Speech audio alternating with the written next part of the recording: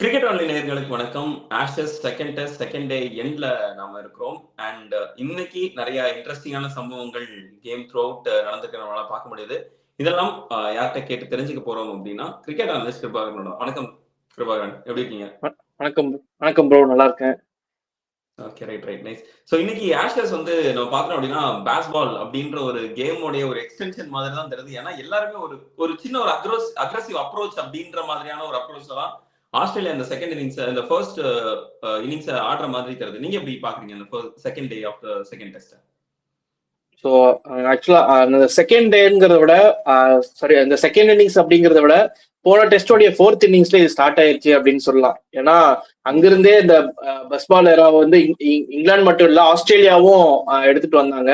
So இந்த test மேட்ச்லயும் நம்ம squad announce பண்ணும்போதே தெரிஞ்சிச்சு உஸ்மான் கவாஜாக்கு பதிலாக டிராவிஸ் ஹெட் ஓபன் பண்ணுவாரு அப்படின்னு சொல்லும் போதே இங்கிலாந்துடைய அந்த பஸ்பாலை வந்து ஆஸ்திரேலியாவும் கையில் எடுக்க போறாங்க அப்படிங்கிற மாதிரி ஒரு சின்ன ஸ்பார்க் தெரிஞ்சிச்சு. பட் விளையாடும் போதுதான் தெரிஞ்சிச்சு பஸ்பாலை வச்சுதான் நம்ம அடிக்கணும் அப்படிங்கிற மாதிரிதான் இருந்துச்சு இன்னைக்கு ஆஸ்திரேலியாவுடைய பேட்டிங் அப்படிங்கிறது. டிராவிஸ் ஹெட்ல இருந்து ஜேக் வெதர்ல இருந்து ஸ்டீவ் ஸ்மித், மார்னஸ் லாபிஸ்டன் எல்லாருமே வந்து ஒரு 75க்கு மேலதான் ஸ்ட்ரைக் ரேட் வச்சிருந்தாங்க. ஸ்டீவ் ஸ்மித் மட்டும்தான் 75க்கு கீழே ஸ்ட்ரைக் ரேட் வச்சு ஆடி இருந்தாரு இன்னைக்கு. மற்ற எல்லாருமே ஆக்சுவலா ஜேக் வெதர்ட் ஸ்டார்டிங்ல வந்து 100+ ஸ்ட்ரைக் ரேட்ல ஆடி இருந்தாரு. இன்னிங்ஸ் முடியும் போது அவருடைய ஸ்ட்ரைக் ரேட் அரௌண்ட் 80 வந்துருச்சு. பட் அவருமே அந்த அதிரடியான பேட்டிங் தான் எடுத்தாரு. வந்த எல்லா பிளேயர்ஸுமே அலெக்ஸ் கேரியா இருக்கட்டும், இப்போ லாஸ்டா ஆடின மைக்கேல் நெசர் வரைக்கும் எல்லாருமே வந்துட்டு இந்த பஸ்பால வந்து ஆஸ்திரேலியாவும் கையில் எடுத்த மாதிரி தான் ஆடினாங்க. அதுக்கு ஒரு ஸ்டாட்ல ஒரு எக்ஸாம்பிள் அப்படின்னு ஒரு நம்பர்ஸ்ல சொல்லணும் அப்படின்னா 54% ஆஃப் த ரன்ஸ் வந்து ஆஸ்திரேலியா இன்னைக்கு வந்து பவுண்டரிஸ்ல மட்டுமே அடிச்சிருக்காங்க இது வரைக்கும்.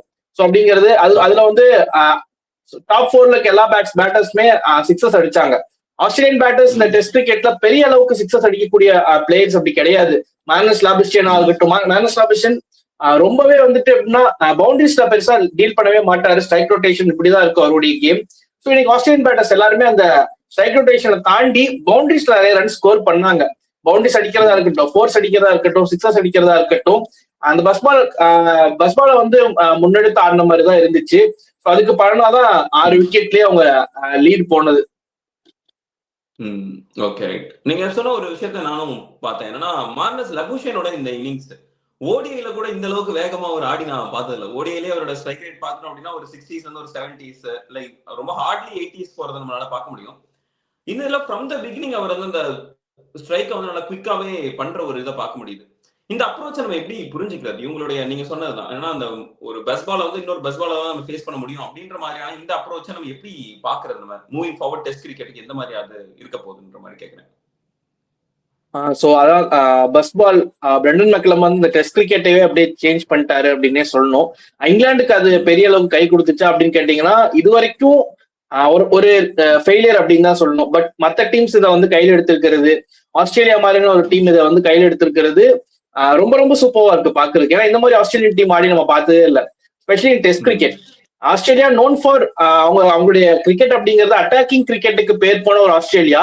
பட் டெஸ்ட் கிரிக்கெட் அவங்க எப்படி வின் பண்ணுவாங்கன்னா டிபிக்கல் டெஸ்ட் இன்னிங்ஸ் ஆடுவாங்க. பேட்டிங் டே இருக்கட்டும், பவுலிங் டே இருக்கட்டும், டெஸ்ட் கிரிக்கெட் எப்படி இருக்குமோ அந்த மாதிரி தான் ஆடுவாங்க அவங்க எந்த கண்டிஷன் போனாலும் சரி.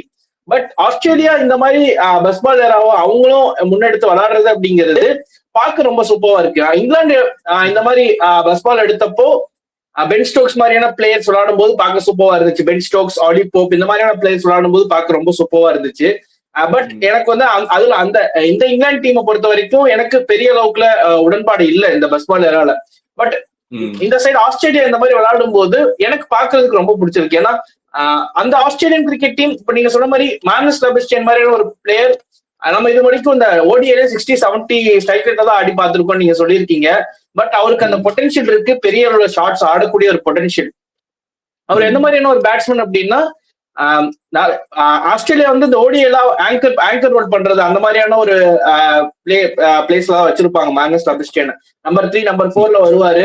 விக்கெட் விழுந்தா கொஞ்ச நேரம் நின்று ஆடி கொடுத்துட்டு போவாரு. பெரிய ஸ்ட்ரைக் ரொட்டேஷன் பண்றதுக்கும் அப்பப்போ லூஸ் பால்ஸ்ல பவுண்டரிஸ் அடிக்கக்கூடிய ஒரு பிளேயரா தான் இருந்திருப்பாரு. பட் மார்னஸ் லாபிஸ்டனுடைய பொட்டன்ஷியல் அவர் எப்படி வேணாலும் ஆட முடியும், அது இன்னைக்கு காட்டி இருக்காரு. ஸோ எனக்கு வந்து பெரிய சர்ப்ரைசிங்கா இல்லை, பட் ஸ்டில் அவர் அப்படி ஆட முடியுங்கிறது காட்டி இருக்காரு அப்படிங்கிறதே வந்து எப்படி சொல்றது ஆஸ்திரேலியா இனி வர காலகட்டங்கள்ல நீங்க ஃபர்ஸ்ட் கேட்ட மாதிரி ஆஸ்திரேலியா இந்த பஸ் பாலை வந்து அடுத்து இந்தியாவுக்கு வரும்போதோ சப்கான்டினென்ட்ஸ்ல ஆடும் போதோ இதை எடுத்துட்டு வந்தாங்க அப்படின்னா இன்னுமே டேஞ்சரஸா இருக்கிறதுக்கான வாய்ப்புகள் இருக்கு. ஸோ ஆஸ்திரேலியாவை பொறுத்த வரைக்கும் அவங்க இந்த பஸ் பாலை முன்னெடுத்திருக்கிறது மற்ற டீம்ஸை பொறுத்த வரைக்கும் கொஞ்சம் டேஞ்சரஸ் சைனா தெரியுது. ஸோ இப்ப இருந்தே எல்லா டீமும் பிளான் பண்ணி வச்சுக்கோங்க ஆஸ்திரேலியா எப்படி டேக்கிள் பண்றதுன்னு. இதை அவங்க கண்டினியூ பண்ணாங்கன்னா அந்த பழைய 2000s ஆஸ்திரேலியா அன்பீட்டனா இருந்தாங்க டெஸ்ட் கிரிக்கெட்ல, வேர்ல்ட்ல எங்க போனாலும் எல்லா டீமையும் டிஃபீட் பண்ணிட்டு இருப்பாங்க. அந்த மாதிரியான ஒரு ஆஸ்திரேலியாவை மாறுறதுக்கான வாய்ப்பு இருக்கு. ஓகே. சோ ஆஸ்திரேலியாவை பத்தி நான் கொஞ்ச நாளா கேட்கிறேன், பட் கொஞ்ச நேரத்தை கேட்கிறேன். பட் இங்கிலாண்டை பத்தி நான் கேட்கணும்னு நினைக்கிறேன். பேக் டு பேக் 2 டைம் அவங்க பஸ் பால் அப்ரோச் வந்து கொஞ்சம் பேக் ஃபயர் ஆயிருக்கும் அப்படிங்கிற மாதிரி நமக்கு தோணுது. ஏன்னா இந்த மேட்ச்ல இந்த இதுலயுமே பார்த்தோம், இந்த இன்னிங்ஸ்ல பார்த்துட்டோம் அப்படின்னா ஜோ ரூட் அண்ட் கிராலி தவிர மற்ற யாரும் பெருசா ஆடல. அப்பார்ட் ஃப்ரம் கிராலி மற்ற யாருமே பெருசா பெர்ஃபார்ம் பண்ணல. ஜோ ரூட் வந்து அப்கோர்ஸ் அவர் வந்து இந்த பஸ் பால் அப்ரோச் மாதிரி இல்லாம அவருக்கான ஒரு ட்ரெடிஷனல் அப்ரோச்ல ஒரு செஞ்சுரி போட நம்ம பார்த்திருக்கோம். அதை தாண்டி வேற யாருமே இப்போ ஓலி போப்பா இருக்கட்டும், ஹாரி ப்ரூக்கா இருக்கட்டும், பென் ஸ்டோக்ஸா இருக்கட்டும், ஜேமி ஸ்மித்தா இருக்கட்டும், யாருக்குமே அது கிளிக் ஆகல அப்படின்னும் போது டு யூ திங்க் இதுக்கப்புறம் இங்கிலாண்டோட அப்ரோச் வந்து டோட்டலா டிஃப்ரெண்டா மாத்தணும் அப்படின்ற மாதிரி எதுவும் தோணுது அவங்களுக்கு? சோ நீங்க சொன்ன மாதிரி ஜோ ரூட் வந்து அந்த ஃபர்ஸ்ட்ல இருந்து அந்த பஸ் பாலோடைய இதுக்குள்ளேயே போல் அவரை மட்டும் ஒமிட் பண்ணி வச்சுட்டு தான் பஸ் பால் அப்படிங்கிறது பிரெண்டன் மெக்கலம் எடுத்தாரு. ஒரு ஜாக் ராவ்லியா இருக்கட்டும், Ollie Pope, Harry Brook, Ben Stokes, இவங்க எல்லாருமே வந்து T20 format, ODI format of player ஆடுற பிளேயர்ஸ் தான். பெரிய அளவுக்கு பால்ஸ் ஆட மாட்டாங்க, பட் ரன்ஸ் எக்ஸ்பெக்ட் பண்ற ஒரு பிளேயர், பவுண்டரிஸ் அண்ட் சிக்ஸஸ்ல ரன்ஸ் எக்ஸ்பெக்ட் பண்ணக்கூடிய ஒரு பிளேயர்ஸ் தான் இவங்க எல்லாம். பட் ஜோ ரூட் வந்து அந்த அவருடைய நேச்சுரல் பிளே அது அதுலயே கண்டினியூ பண்ணிட்டாரு. இந்த மேட்ச்ல பாத்துட்டீங்கன்னா ஜாக் ராவ்லி இதுக்கு முன்னாடி நிறைய பேர் ஆக்சுவலா ஜாக் ராவ்லி டீம்லயே இருக்க வேணாம் அப்படிங்கிற மாதிரியான ஒரு முன்னெடுப்பு ஒரு விஷயத்தான் முன் வச்சாங்க எல்லாருமே. பட் இன்னைக்கு அவரு தான் ப்ரூவ் பண்ணியிருக்காரு. மத்த பஸ்பால் பிளேயர்ஸ் லைக்ஸ் ஆஃப் ஓலி பாப்பா இருக்கட்டும், ஹாரி ப்ரூக்கா இருக்கட்டும், ஜேமி ஸ்மித்தா இருக்கட்டும், ஈவன் பென் ஸ்டோக்ஸ் பேட்டிங்லயா இருக்கட்டும், இவங்க எல்லாருமே வந்து இந்த இன்னிங்ஸ்ல வந்து ஃபெயில் ஆயிருக்காங்க. போன மேட்ச்ல இவங்களுடைய பெர்ஃபார்மன்ஸ் ஓரளவுக்கு ஓகேன்னு சொல்லப்பட்ட ஆலி போப் இவங்க எல்லாமே கடந்த சில மேட்சஸ்ல ஓகேன்னு சொல்லப்பட்ட பேட்டர்ஸ் இன்னைக்கு ஃபெயில் ஆயிருக்காங்க. பட் ஜாக் ராவ்லி அந்த பஸ்பால் அப்ரோச்சையே எடுத்துட்டு வந்து சரியா பெர்ஃபார்ம் பண்ணியிருக்காரு.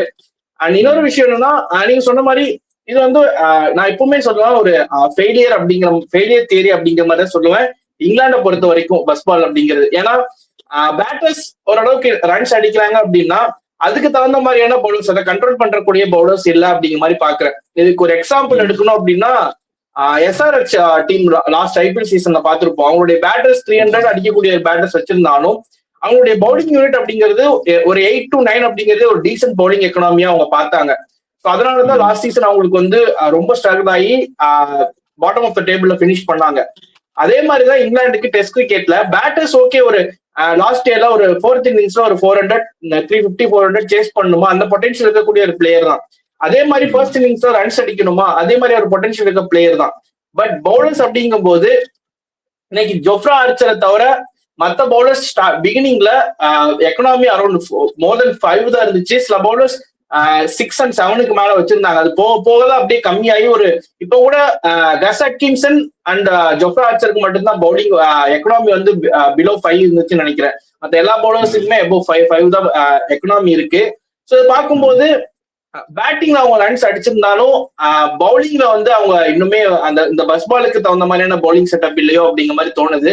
ஸோ இதே மாதிரிதான் இப்போ ஆஸ்திரேலியா வந்து அவங்க பஸ் பாலை கையில எடுக்கும் போது இதே மாதிரி அதிரடியா ஆடுறோம் அப்படிங்கும் போது இந்த இடத்துல இங்கிலாந்துடைய பஸ் பால் அப்படிங்கிறது ஒரு ஃபெயிலியரா தான் ஆச்சு. இதே மாதிரி நம்ம முன்னாடி பிளாட் ட்ராக்ல இங்கிலாந்துக்கு போய் நம்ம 2 each அப்படின்னு சீரீஸை டிராப் பண்ணிட்டு வந்ததுக்கும் இதான் ஒரு மெயின் ரீசன், அவங்களுடைய பவுலிங் தான். திரும்பவும் அதே தவறு தான் இப்போ இங்கிலாந்துக்கு நடந்திருக்கு. Okay right. அண்ட் கடைசியா நான் கேட்கணும்னு நினைக்கிற கேள்வி வந்து தேர்ட் டே எந்த மாதிரியா 2 டீமும் அப்ரோச் பண்ணுவாங்கன்னு நினைக்கிறேன்? இங்கிலாந்து எந்த மாதிரி இருக்கும் அண்ட் ஆஸ்திரேலியா எந்த மாதிரி அப்ரோச் பண்ணுவாங்க? ஆஸ்திரேலியாவுக்கு ஃபர்ஸ்ட் இப்போ ஆல்ரெடி லீட் போயிட்டாங்க, ஃபர்ஸ்ட் இன்னிங்ஸ் லீட் எடுத்துட்டாங்க. இன்னும் விக்கெட்ஸ் கையில இருக்கிறதால இதே அப்ரோச் கண்டினியூ பண்ணுவாங்க அன்டில் ஒருவேளை இங்கிலாந்து வந்து இப்போ திரும்ப வந்து ஃப்ரெஷ் ஆயிட்டு வந்து ஒரு ஃப்ரெஷ் மார்னிங் ஃபாஸ்ட் பவுலர்ஸ் வச்சு விக்கெட் எடுக்க பார்ப்பாங்க.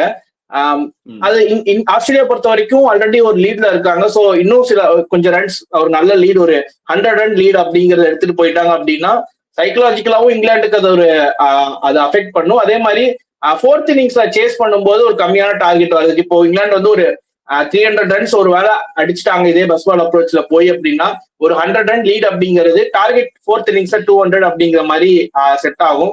ஸோ அது வந்து ஃபோர்த் இன்னிங்ஸ் ஆஸ்திரேலியாவுக்கு வந்து சேஸ் பண்றதுக்கு ஈஸியா இருக்கும். ஸோ ஆஸ்திரேலியா பொறுத்த வரைக்கும் அந்த ஃபோர்த் இன்னிங்ஸ் மைண்ட்ல வச்சுட்டு எவ்வளவு ரன்ஸ் இப்ப இருந்து லீட் எடுத்துட்டு போகணும் அப்படிங்கறத பார்ப்பாங்க. இங்கிலாண்டை பொறுத்த வரைக்கும் பிலோ 100 எவ்வளவு ரன்ஸ்னாலும் குவிக்கா அந்த 4 விக்கெட்ஸ் எடுத்துட்டு திரும்ப பேட்டிங் ஆட வந்து ஒரு 200 250 அப்படிங்கிற மாதிரி ஒரு 300 அப்படிங்கிற மாதிரியான ஒரு ஸ்கோர் நல்ல டார்கெட் செட் பண்ற மாதிரியான அதே பஸ் பால் அப்ரோச்ல ஆடுவாங்க. இதுதான் ரெண்டு டீம்ஸுக்கும் டே 3ல பிளானிங்கா இருக்கும். Okay right. அண்ட் இந்த மாதிரி போச்சு அப்படின்னா இந்த டீம்ல இந்த இதுக்கு இப்போதைக்கு அப்பர் ஹேண்ட் இருக்குன்னு நினைக்கிறீங்க? இங்கிலாண்டா ஆஸ்திரேலியாவா? அஃப்கோர்ஸ் ஆஸ்திரேலியா தான் இப்போதைக்கு அப்பர் ஹேண்ட். அதே மாதிரி 4 விக்கெட்ஸ் இருக்கு இன்னும். ஃபர்ஸ்ட் இன்னிங்ஸ் லீட் ஆல்ரெடி வந்துருச்சு. ஸோ அது நான் இப்போ முன்னாடி சொன்ன மாதிரி தான் ஒரு இங்கிருந்து 100 ரன் லீடு டோட்டலா ஒரு 100 ரன் லீடு அப்படிங்கும் போது ஃபோர்த் இன்னிங்ஸை சேஸ் பண்றதுக்கு ஈஸியா இருக்கும். ஸோ ஆஸ்திரேலியாவுக்கு தான் இப்போதைக்கு upper hand. Okay, thank you so much Kirubakaran. உங்களோட நேரத்துக்கும் உங்களோட கருத்துக்கும் ரொம்ப ரொம்ப நன்றி. தேங்க்யூ. நன்றி ப்ரோ.